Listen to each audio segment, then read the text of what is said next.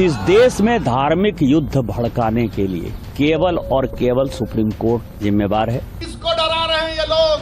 आपके हक में फैसला आया तो आपके मुंह में लड्डू फूटते हैं। सुप्रीम कोर्ट अपनी सीमा से बाहर जा रहा है। निशिकांत दुबे जी को मैं जानता हूँ, उनकी कुव्वत नहीं है कि बिना किसी के शक के इस तरह के बयान दे। मंत्री भी सुप्रीम कोर्ट के खिलाफ बोल रहे हैं, सांसद भी, बीजेपी के सांसद भी अभी सुप्रीम कोर्ट के खिलाफ बोलने में लगे हुए हैं।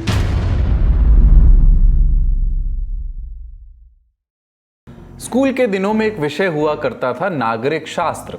नागरिक शास्त्र की किताब में तमाम ज़रूरी बातें लिखी होती थी। राष्ट्रपति का चुनाव कैसे होता है, गवर्नर के पास शक्तियां क्या होती हैं, विधायकी और सांसदीय का चुनाव लड़ने की शर्तें क्या होती हैं। इसी किताब में लोकतंत्र के 3 स्तंभों के बारे में बताया गया था, विधायिका, कार्यपालिका और न्यायपालिका।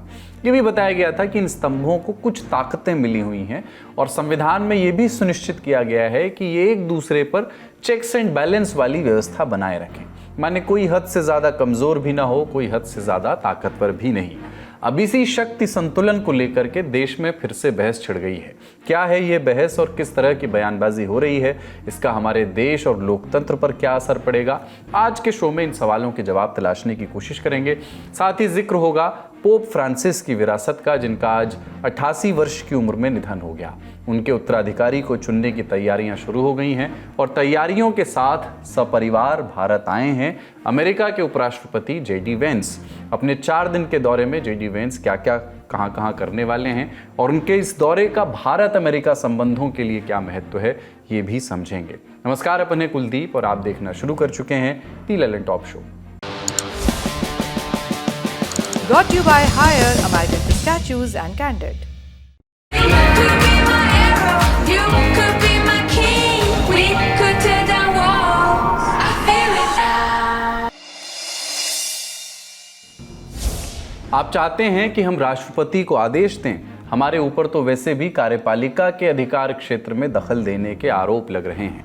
ये टिप्पणी है सुप्रीम कोर्ट के जस्टिस BR गवई की, जो अगले महीने चीफ जस्टिस बनने वाले हैं। दरअसल सुप्रीम कोर्ट में मुर्शिदाबाद हिंसा को लेकर के अलग अलग याचिकाएं डाली गई थी। इन्हीं में से एक याचिका पर जस्टिस BR गवई की बेंच सुनवाई करनी थी। याचिकाकर्ता ने पश्चिम बंगाल में राष्ट्रपति शासन लगाने की मांग की थी। इसी मांग पर जस्टिस BR गवई की ये टिप्पणी आई और इसे लोकतंत्र के स्तंभों के हालिया मतभेदों के संदर्भ में देखा गया। जस्टिस गवई ने ये टिप्पणी मुर्शिदाबाद हिंसा वाले मामले के संबंध में की, लेकिन लोगों ने इसके तार जोड़े भारतीय जनता पार्टी के फायर ब्रांड सांसद निशिकांत दुबे के बयान से, जिसमें उन्होंने 19 अप्रैल के दिन सीधे सुप्रीम कोर्ट को निशाने पर लिया था। इस देश में धार्मिक युद्ध भड़काने के लिए केवल और केवल सुप्रीम कोर्ट जिम्मेवार है। सुप्रीम कोर्ट का एकमात्र उद्देश्य है, show me the face will show you the law. Supreme court अपनी सीमा से बाहर जा रहा है। सुप्रीम कोर्ट की सीमा यह है कि भारत का संविधान जिस कानून को बनाया, उस कानून की उसको व्याख्या करनी है, और यदि वो व्याख्या नहीं कर सकती है और सब कुछ के लिए सुप्रीम कोर्ट जाना है, तो इस संसद का कोई मतलब नहीं है, विधानसभा का कोई मतलब नहीं है, उसको बंद कर देना चाहिए। गोड्डा से सांसद निशिकांत दुबे को साथ मिला उनकी ही पार्टी के राज्यसभा सांसद दिनेश शर्मा का, जो उत्तर प्रदेश के उप मुख्यमंत्री भी रहे हैं। उन्होंने कहा कि राष्ट्रपति को कोई चुनौती नहीं दे सकता।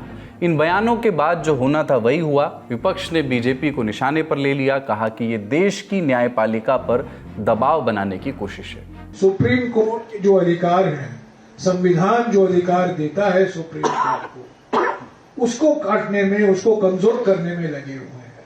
मंत्री भी सुप्रीम कोर्ट के खिलाफ बोल रहे हैं, सांसद भी, बीजेपी के सांसद भी अभी सुप्रीम कोर्ट के खिलाफ बोलने में लगे हुए हैं, क्योंकि सुप्रीम कोर्ट एक ही बात कह रही है, जब आप कानून बनाते हैं, संविधान के बेसिक स्ट्रक्चर के खिलाफ मत जाइए। विवाद बढ़ा तो भारतीय जनता पार्टी के राष्ट्रीय अध्यक्ष JP नड्डा मैदान में उतरे। एक्स पर उन्होंने पोस्ट किया, उसमें लिखा कि बीजेपी सांसदों निशिकांत दुबे और दिनेश शर्मा के बयानों से पार्टी का कोई लेना देना नहीं है, ये इनके व्यक्तिगत बयान हैं। बीजेपी ना तो इस तरह की बयानबाजी से कोई इत्तेफाक रखती है और ना ही इसका समर्थन करती है। पार्टी इन बयानों को सिरे से खारिज करती है।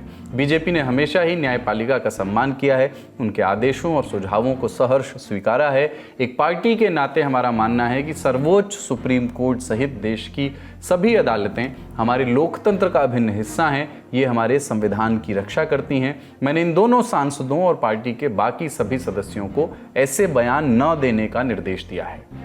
जेपी नड्डा की इस हिदायत को पार्टी का स्टैंड माना गया, ऑफिशियल स्टैंड। हालांकि विपक्ष कहता रहा है कि ये सब डैमेज कंट्रोल की कवायद भर है। बीजेपी वही सोचती है जो निशिकांत दुबे ने कहा है। उपराष्ट्रपति जगदीप धनखड़ के 17 अप्रैल के बयान का भी उल्लेख किया गया, जिसमें उन्होंने न्यायपालिका पर निशाना साधते हुए कहा था कि संविधान का अनुच्छेद 142 चुनी हुई सरकार के खिलाफ न्यूक्लियर मिसाइल बन गया है।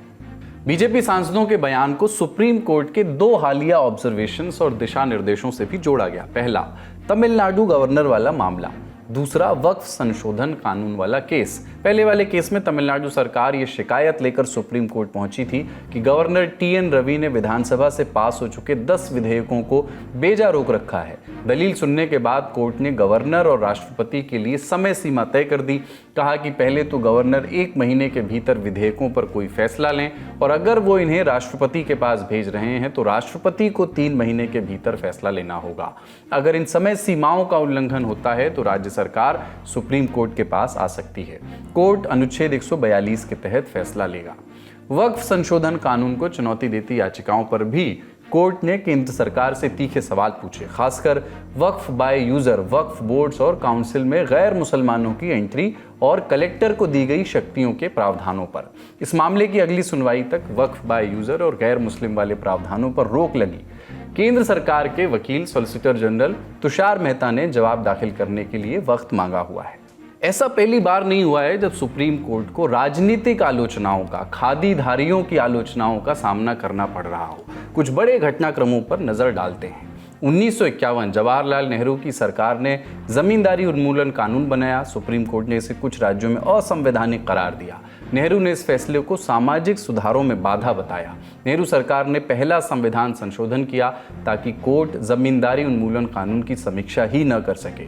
श्यामा प्रसाद मुखर्जी जैसे कद्दावर नेताओं ने इसे न्यायपालिका की स्वतंत्रता पर हमला बताया। 1970 सुप्रीम कोर्ट ने प्रिवी पर्स की व्यवस्था को खत्म करने और बैंकों के राष्ट्रीयकरण को आंशिक रूप से असंवैधानिक बताया।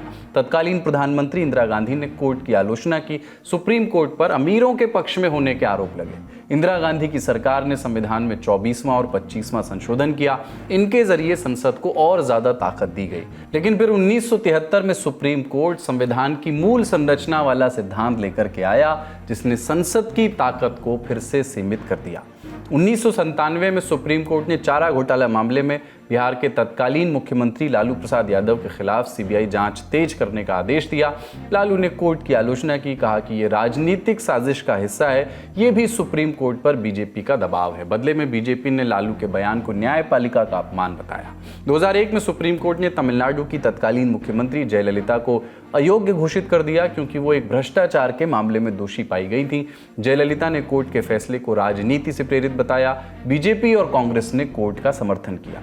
2016 में बीजेपी सांसद सुब्रमण्यम स्वामी ने नेशनल हेराल्ड केस में सुप्रीम कोर्ट के रवैये पर सवाल उठाए। कहा कि कोर्ट राहुल गांधी और सोनिया गांधी का पक्ष ले रहा है। कांग्रेस ने स्वामी के इस बयान को न्यायपालिका का अपमान बताया। 2018 में जब कांग्रेस से राज्यसभा सांसद कपिल सिब्बल और दूसरे विपक्षी नेताओं ने तत्कालीन सीजेआई दीपक मिश्रा के खिलाफ महाभियोग लाने का प्रस्ताव पेश किया, सिब्बल ने सुप्रीम कोर्ट के काम करने के तरीके और जजों की नियुक्ति में पारदर्शिता न होने की शिकायत की। बीजेपी ने इसे न्यायपालिका पर हमला बताया और उपराष्ट्रपति ने प्रस्ताव को खारिज कर दिया। ऐसे और भी फैसले हैं जब कोई खास राजनीतिक दल खुश हुआ तो कभी नाराज हुआ। नाराज होने वाले कोर्ट पर राजनीतिक दबाव में काम करने का आरोप लगाते रहे और खुश होने वाले कहते रहे कि कोर्ट ने संविधान सम्मत फैसले सुनाए हैं। इन बयानबाजियों से इतर सवाल अभी भी यही है कि कार्यपालिका और न्यायपालिका की शक्तियां क्या हैं और उनके बीच बंटवारा क्या है, और ये कब एक दूसरे के कार्यक्षेत्र में दखल देने लगती हैं। इन सवालों के जवाब देंगे। पहले 2 बेसिक बातें समझ लीजिए। कार्यपालिका चुनी हुई सरकार का हिस्सा है, मसलन प्रधानमंत्री, उनकी कैबिनेट, राष्ट्रपति इत्यादि।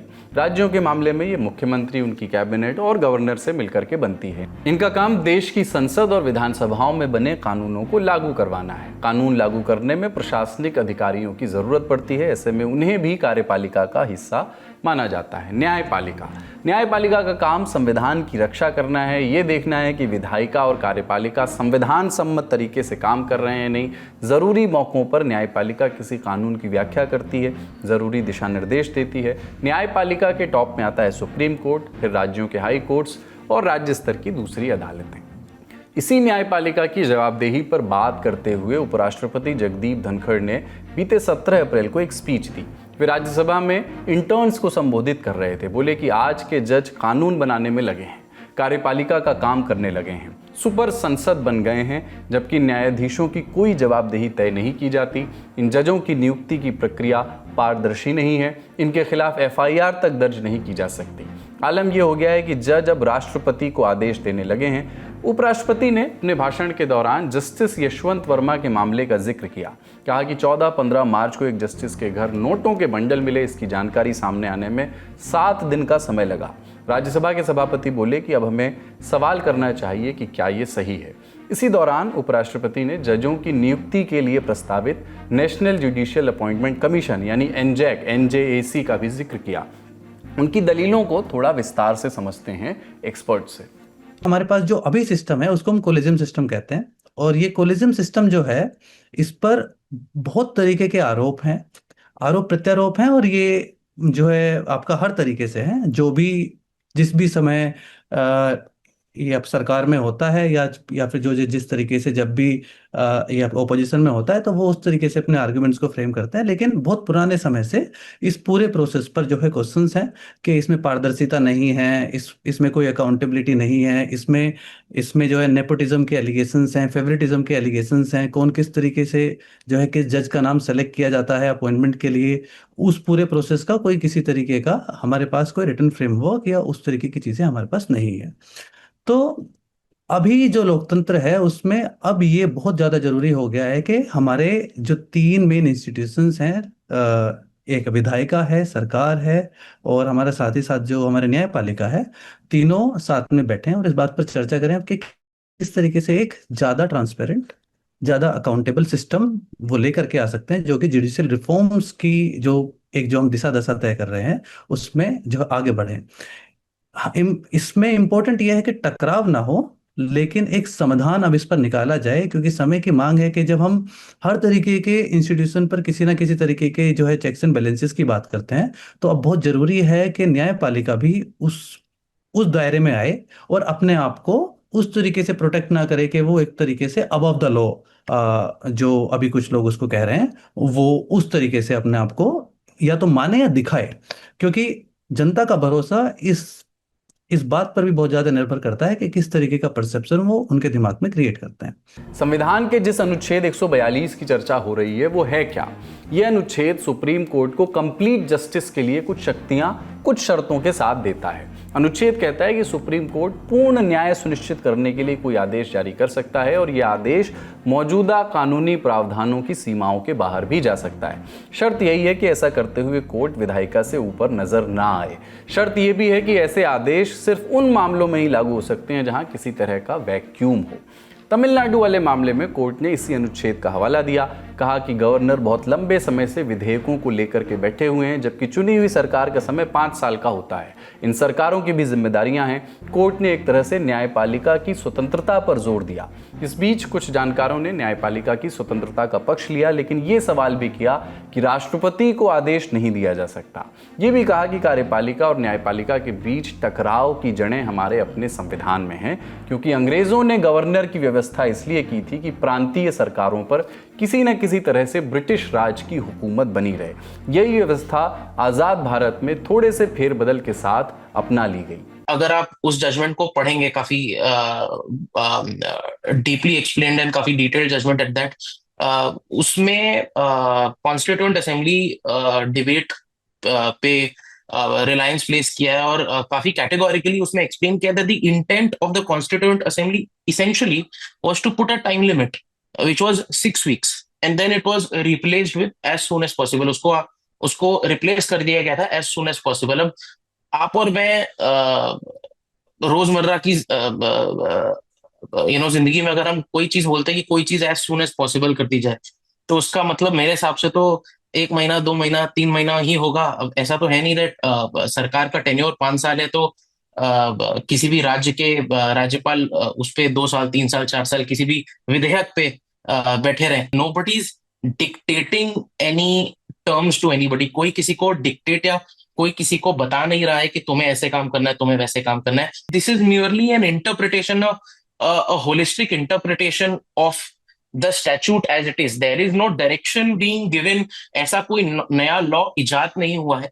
ये सिर्फ जो कानून एज इज है उसको इंटरप्रेट करने की कोशिश करी गई। किसी को ये नहीं बोला गया है कि अगर आप ये ऐसा नहीं लिखा था कानून में, मैं ऐसा नया कानून में तब्दीली ला रहा हूं। सुप्रीम कोर्ट ने ऐसा कुछ भी नहीं कहा है। On the issue that whether an FIR can be lodged against a जज और not, the law prescribes that. The law says that you must take the permission of the Honorable Chief Justice of India for you to do that. And in case you wish to prosecute any honorable judge who's sitting, you must obtain sanction. अब here there is nothing new. उसमें कुछ भी नया नहीं है। कोई भी public servant के अगेंस्ट अगर आपको क्रिमिनल प्रोसिक्यूशन करना है, then sanction is a mandate. Now here I am not saying I am just drawing a parallel here. मैं ये नहीं कह रहा हूँ दोनों बराबर हैं, but I am just drawing a parallel here. कार्यपालिका और न्यायपालिका के बीच की ये बहस कहाँ तक जाएगी ये तो समय ही बताएगा, लेकिन एक बात हम कह सकते हैं, यही कि संविधान सर्वोपरि है। इसकी तमाम व्याख्याएं होती रहें, इस पर तमाम संवाद और विमर्श होते रहें, क्योंकि पानी अगर रुक जाएगा तो वो सड़ जाएगा। संविधान की व्यवस्था के मुताबिक कार्यपालिका फैसले नहीं सुना सकती और न्यायपालिका शासन नहीं चला सकती। यही 2 वाक्य कांस्टेंट हैं और इन्हीं के बीच ये सारी बहस है। वो बहस जिसमें शामिल लोगों और संस्थाओं को एक न्यूनतम बात का ध्यान रखना है कि लोकतांत्रिक संस्थाएं बची रहनी चाहिए और उनका सम्मान भी। बड़ी खबर यहीं तक, अब आगे बढ़ते हैं।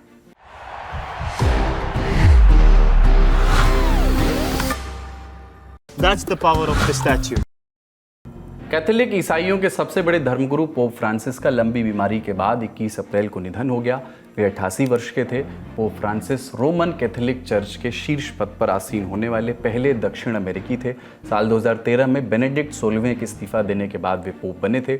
वेटिकन ने एक वीडियो संदेश में पोप के निधन की पुष्टि की और इस खबर के आते ही दुनिया भर से शोक संदेश आने लगे। प्रधानमंत्री नरेंद्र मोदी ने एक्स पर पोस्ट किया, पोप फ्रांसिस के निधन से मुझे गहरा दुख हुआ है। दुख की इस घड़ी में दुनिया के कैथोलिक समुदाय के प्रति मेरी हार्दिक संवेदनाएं हैं।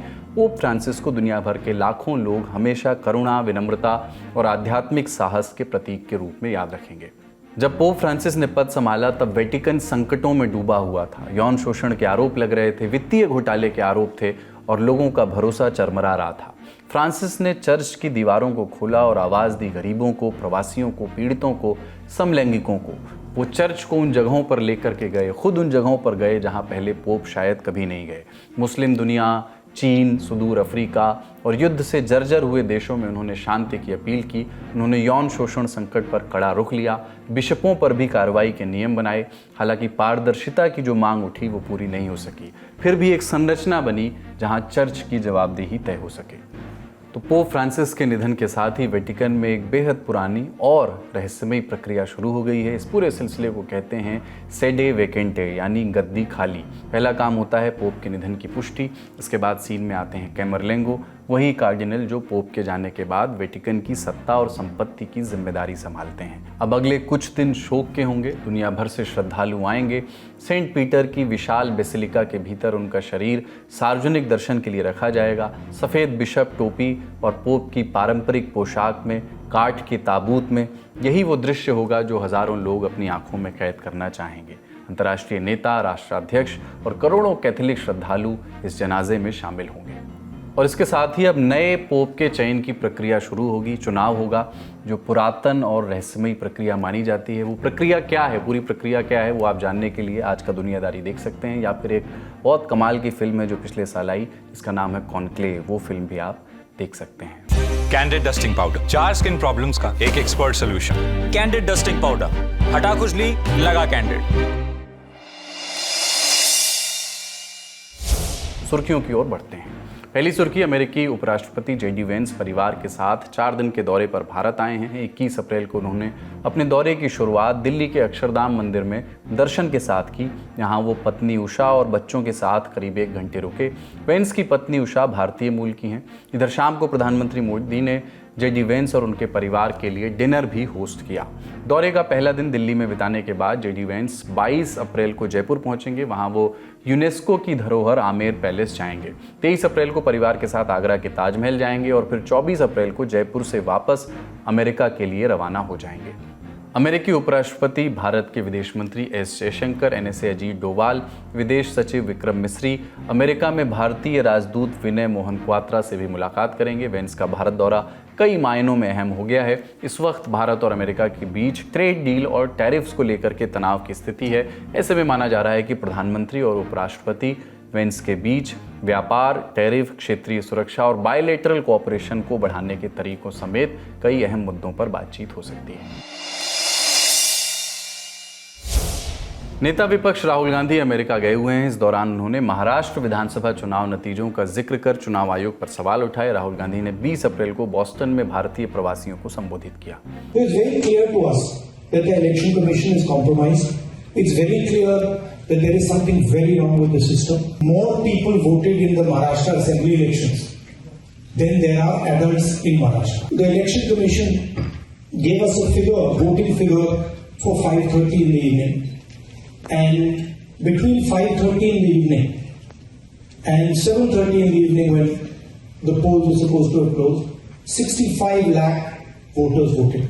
Now, that is physically impossible to happen, right? Because for a voter to vote, it takes approximately 3 minutes. And if you do the math, it would mean that there were lines of voters till 2 o'clock at night voting all night, and this didn't happen. जवाब में BJP के नेताओं ने राहुल गांधी को देशद्रोही कह दिया। राहुल गांधी, आपसे नहीं हो पाएगा हिंदुस्तान में राजनीति, तो जाकर के किसी और देश से चुनाव लड़िए। मगर जिस थाली में खाते हैं, अगर उस थाली में आप छेद करेंगे तो आप देशद्रोही कहलाएंगे। मैं राहुल जी से पूछना चाहता हूं, राहुल जी, झारखंड भी तो उसी समय चुनाव हुआ था। क्या आपने इलेक्शन कमीशन के साथ झारखंड में समझौता किया था? आप एक बार सोरेन जी से पूछिए, क्या उन्होंने समझौता किया था इलेक्शन कमीशन से? प्रियंका वाड्रा, उसी चुनाव में जो बाई इलेक्शन हुए थे, उसी समय, उसी कालखंड में जो बाई इलेक्शन हुए थे, उस बाई इलेक्शन में वो जीत के सदन में आई, पैलेस्टाइन का बैग टांग करके। आप बताइए, क्या प्रियंका वाड्रा ने रॉबर्ट वाड्रा की मध्यस्थता से इलेक्शन कमीशन के साथ कोई कॉम्प्रोमाइज किया, तभी उसकी जीत हुई, या वो अपने मेहनत पर जीत कर आई? वैसे ये पहली बार नहीं है जब विपक्ष ने चुनाव आयोग की निष्पक्षता पर सवाल उठाए हों। पिछले साल हरियाणा और महाराष्ट्र विधानसभा चुनाव के परिणामों के बाद भी इस तरह के सवाल उठे थे। तत्कालीन मुख्य चुनाव आयुक्त राजीव कुमार ने जवाब भी दिया था। कहीं तो 1-1, 2-2 महीना काउंटिंग नहीं हो पा रही, और हमसे क्या पूछा जा रहा है कि आपने 6 बजे के बदले 11:15 बजे तक 8% बढ़ा दिया। अरे भाई, वो 7, 7:30 बजे सारी मशीन को लेके बूथ से उठ के काउंटिंग डिपॉजिट सेंटर में आएगा, प्रिजाइडिंग ऑफिसर मशीन जमा करेगा, और 7:30 बजे के बाद, 8 बजे के बाद जैसे जैसे वो लौटेगा, फिर से voter turnout app which is not a statutory document, उसको ठीक करना शुरू करेगा। 11, 11:15 बजे तक हमने जनरल इलेक्शन 24 के बाद, जिससे कंफ्यूजन ना रहे, 11:30 बजे, 11:45 बजे रात को फिर एक रिलीज करना शुरू किया प्रेस का, ताकि ये भी ना रहे कि अगले दिन क्या हुआ, पहले दिन क्यों नहीं बताया। हमने उस दिन रात को करना शुरू किया। अब कहा जा रहा है कि 6 बजे बता दीजिए। 6 बजे पोलिंग स्टेशन बंद करें, 6 बजे मशीन को जमा करें, या 6 बजे पहले, सबसे पहले ये बताएं कि क्या हुआ। Therefore, this gap is a very, very procedural inbuilt gap. It will always remain. So there is nothing wrong in it. Karnataka के पूर्व डीजीपी ओम प्रकाश की हत्या के मामले में 21 अप्रैल को नया खुलासा हुआ। न्यूज एजेंसी पीटीआई ने पुलिस सोर्स के हवाले से बताया कि पत्नी पल्लवी ओम प्रकाश की हत्या की प्रमुख संदिग्ध हैं। घटना के समय ओम प्रकाश खाना खा रहे थे। आरोप है कि इस दौरान दोनों के बीच झगड़ा हुआ, ये इतना बढ़ गया कि पत्नी ने उनकी हत्या कर दी। पुलिस सूत्रों ने आरोपों पर विस्तार से जानकारी दी। बताया कि पल्लवी ने पहले ओम प्रकाश पर मिर्ची पाउडर फेंका। जब जलन से राहत पाने के लिए पूर्व डीजीपी इधर उधर भाग रहे थे तो पल्लवी ने उनकी गर्दन, पेट और छाती पर चाकू से 10-12 वार किए। कुछ मीडिया रिपोर्ट्स के मुताबिक पल्लवी ने गुनाह कबूल कर लिया है, हालांकि इसकी आधिकारिक पुष्टि अभी नहीं हुई है। वारदात के दौरान बेटी कृति भी वहीं मौजूद थी। शुरुआती जांच में सामने आया है कि हत्या के बाद पल्लवी एक दूसरे आईपीएस ऑफिसर की पत्नी को मैसेज किया उन्होंने कि एक राक्षस को खत्म कर दिया। इसके बाद ये जानकारी पुलिस के पास पहुंची। बेटे कार्तिकेश की शिकायत पर पूर्व डीजीपी की पत्नी और बेटी कृति पर हत्या का मामला दर्ज करके गिरफ्तार कर लिया गया है। कार्तिकेश ने आरोप लगाया कि उनकी मां पल्लवी पिछले 1 सप्ताह से पिता को जान से मारने की धमकी दे रही थी। धमकियों के कारण पिता अपनी बहन के घर पर रहने चले गए थे। 2 दिन पहले छोटी बहन कृति वहां गई और पिता को उनकी मर्जी के खिलाफ वापस ले आई। दोनों अक्सर पिता से झगड़ती रहती थी। इससे पहले कार्तिकेश ने एक टीवी चैनल को बताया था कि मां पल्लवी गंभीर मानसिक बीमारियों से जूझ रही हैं। उनका 12 साल से स्किज़ोफ्रेनिया, जो भ्रम या डर लगने की बीमारी होती है, उसका इलाज चल रहा है। रिपोर्ट्स में दावा है कि ओम प्रकाश और पत्नी पल्लवी के बीच संपत्ति को लेकर विवाद था। ओम प्रकाश ने प्रॉपर्टी किसी रिश्तेदार को ट्रांसफर कर दी थी। इसकी वजह से दोनों के बीच अक्सर झगड़ा होता था। तो आज के ललन टॉप शो में इतना ही। अपना और अपनों का ख्याल रखिए। देखते रहिए दी ललन टॉप। शुक्रिया। शुभ रात्रि।